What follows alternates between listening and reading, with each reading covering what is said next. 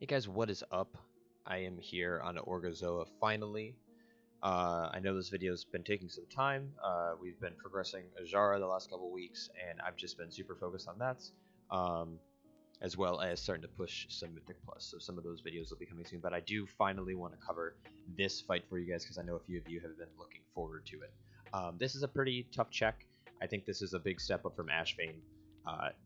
Not only are there certain mechanics that have to be paid attention to by everyone, but it's a pretty tight DPS check and healer check for this. So we will be looking at Orgozoa today, and I'm going to break down this full encounter for you guys from my Elemental Shaman's point of view.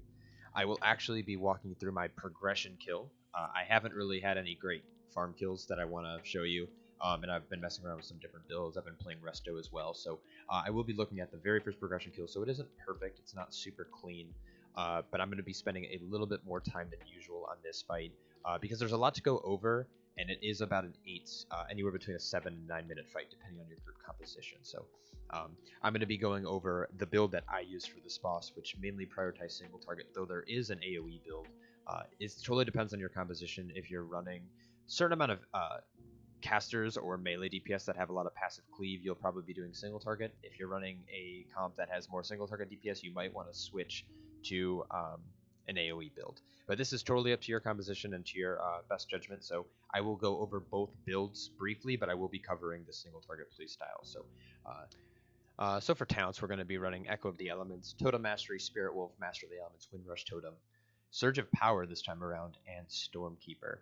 So what this is going to allow us to do is prioritize single target damage by getting a lot of procs through our Lava Burst, which will in turn generate a lot of Maelstrom, which will generate Earth Shocks. Because of this, our Azrate traits are going to change a little bit as well. We're going to be looking to run Lava Shock. Lava Shock is a trait that increases the damage of our Earth Shock, depending which stacks up to 20 depending on the amount of Flame Shock ticks that go off. So being able to apply 4 Flame Shocks at a time, and you're going to be basically every Earth Shock will be empowered. You're going to also run triple Igneous Potential, which is, again, pretty standard. And then the last one, I ran Swirling Sands for this encounter, and I took the hit with the item level. If you can get a Swirling Sands or Blightborn Infusion are both really good traits because the crit's going to be super useful.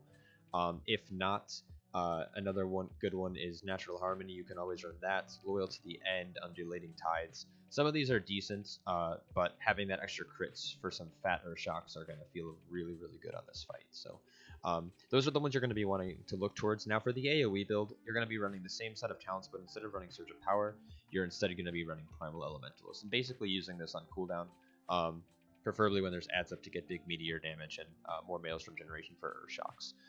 When it comes to then stat priority, your stat priority will look like the following. If you're running the single target build, you're going to be running, you're going to want a set amount of haste. You're going to be wanting to look towards about 15% haste, and then you're going to want to stack crit and verse, probably pretty much an even split down the middle. Throughout this encounter, I'll flex between about 17% and 18% versatility, and then my crit's going to be sitting around between 24 and 28%. So those will come from procs, but you want to pretty much even these out. And then for the AoE build, you're going to basically stack as much crit and haste as possible on any piece. And that's pretty much it. The AoE rotation is super simple. It's basically Chain Lightning spam and just do the standard single target rotation, but be dumping into Earthquakes instead. But for this AoE, for this single target rotation, I'm going to be commentating on this progression kill and going over how this is done. Let's, without rambling on, let's just jump right into this. So, pretty standard opener here. We're going to go into Stormkeeper, followed by our totems into Prey Pot, into Lava Burst, into Flame Shock, and we're going to basically be using our Condensed Life Force and Fire Elemental and Heroing right off the start. Now, at the start of the fight here, we're going to be trying to look to get as much damage as possible onto Orgozoa. That's kind of our goal of this encounter. So pretty much your goal is to also keep in mind that Surge of Power. So every Earth Shock should be followed by a Lava Burst, but once those adds start spawning, we're going to follow Earth Shock by Flame Shock as long as the adds are within a close proximity to each other. So adds come out, I'm Earth Shocking, I'm tab targeting into Flame Shock, and now it's applied to 2 targets and Orgozoa, so 3 targets total, which will allow me to handle these dribbling Ichors quite easily by having those insane instant cast windows with just constant procs. Um, as soon as I have enough Maelstrom, though, that's when you're dumping another Earthshock, reapplying to the ads, and then you're going back on Orgozoa and you're focusing. Your dots will typically time out right as they're dying there, so that they're dying between anywhere between 1 and 7 seconds left of the debuff, of your debuff that you applied, which is Flame Shock. So these ads are going to come out every 30 seconds or so. So if your group has high enough damage, the ad should die a few seconds before the next set comes out. You never want 2 sets up at the same time. And you're going to get about 7 sets. So same thing here though, every time those ads come out, we're looking to reapply both Flame Shocks. And then we're really focusing on pummeling as much damage into the boss as possible. I do have this tracker down here in this corner here, right underneath my weak auras, which is tracking my Earth Shock, or my Lava Shock procs, not procs, but Lava Shock stacks. And those stacks are informing me when I should be using Earth Shock. So I'm looking to use them between 15 and 20. Obviously 20 is at the most, but we don't want to be overcapping, which may become an issue during this fight because we're generating so much Maelstrom with Lava Burst. And plus any percent of mastery that we have. Right now I'm sitting at about 47% mastery. So I just have insane amount of procs right now from both Lava Burst procs as well as the overloads as well. So same thing though is I'm really focusing on keeping everything up, all the flame shocks that I can, and then and then also on the boss. So it is okay to follow a Earthshock with Stormkeeper.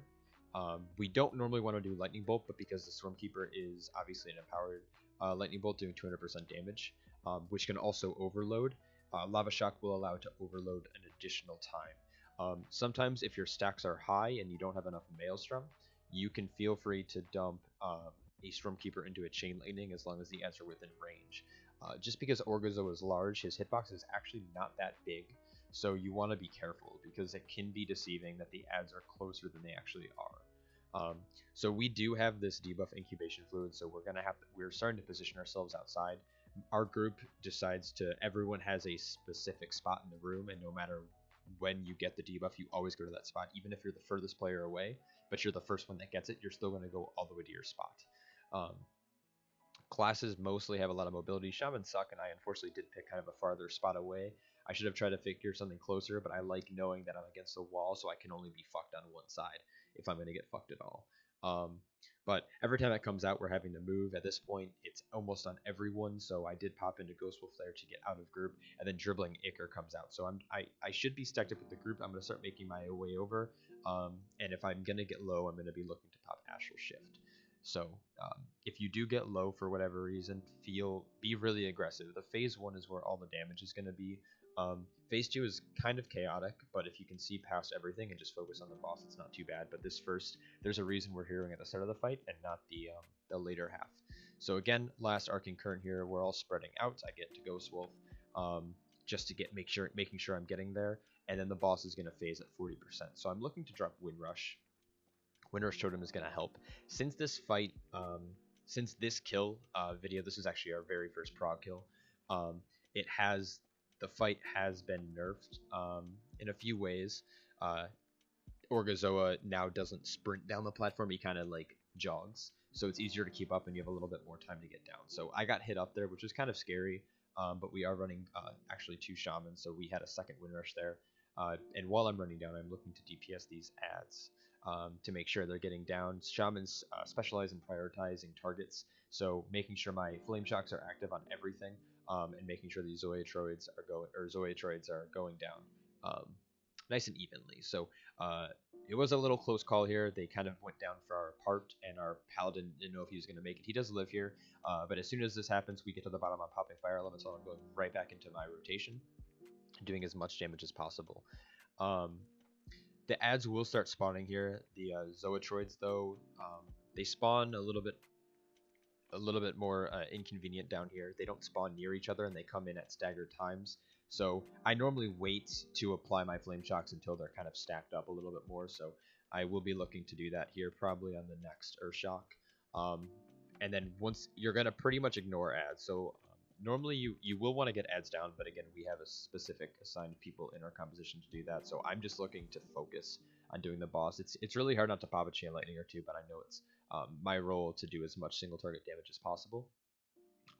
But I will keep the same rotation that I had upstairs down here. that I will be applying Flame Shock 2 to 3 times following a Lava or Earth Shock to make sure it's on like anywhere between 4 and 6 targets at a time.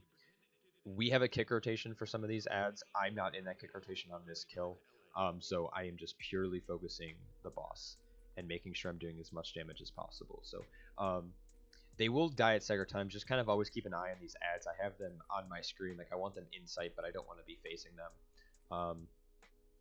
This room does get a little hectic when the aqua lenses are going out. While you have more room, you'll slowly have less room with these aqua lenses. So we're trying to get them as far out as possible to drop that blue pool against the edges of the wall. A lot of groups do that differently. They drop it either along this ramp, they drop it along the back wall. But we want as much room as possible and as clean as possible. So dribbling Ichor comes back out.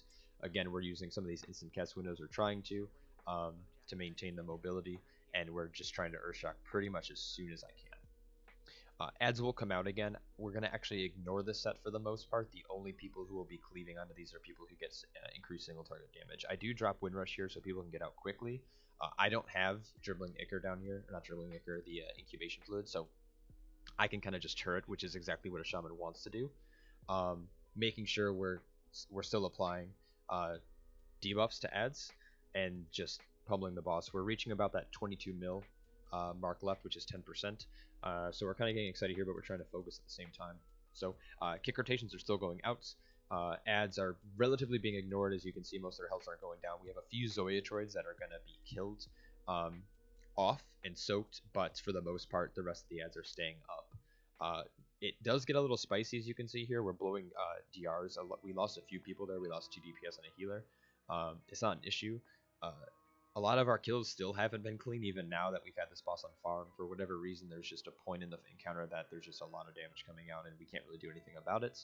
And people are on the wrong spot at the wrong time. But we're hitting about that 2 mil mark here, and we know it's going to be a kill. I'm popping Stormkeeper to get out that last amount of damage I can. I'm spreading for incubation fluid still, just in case it doesn't go out, and that is the kill. So the DPS charts for this fight are pretty discouraging because we're not going to be at the top, especially if you're doing this play style and this build. You're going to be focusing single target damage. For this encounter, I think I was just about 21 million single target damage, which I think equaled about 50k single targets, obviously with some damage to ads because of Flame Shock. I have done fights, and I'm not going to go through those videos because they're a little bit more simple. All you're doing is basically spamming Chain Lightning, keeping Flame Shock, and single targeting the boss in a rotation, but you're mainly spending Maelstrom on Earthquake to kill ads, which is a little bit more padding. So I've seen pulls where I'm upwards of 60 plus K, which is a lot of fun, but this build is really fun too. It's a different playstyle, it allows you to focus. So as long as you can ignore the DPS charts, this fight is pretty fun. So I hope you guys enjoyed this little walkthrough of this kill. Sorry I actually used my progression kill instead of a farm kill. It was just a little bit, it was actually one of my top performing, and this is a playstyle that most Shamans end up playing with, at least for progression. So let me know if you guys have any comments or questions below, or feel free to shoot me a message, and I will see you guys in the next one on Queen's Court. Take care.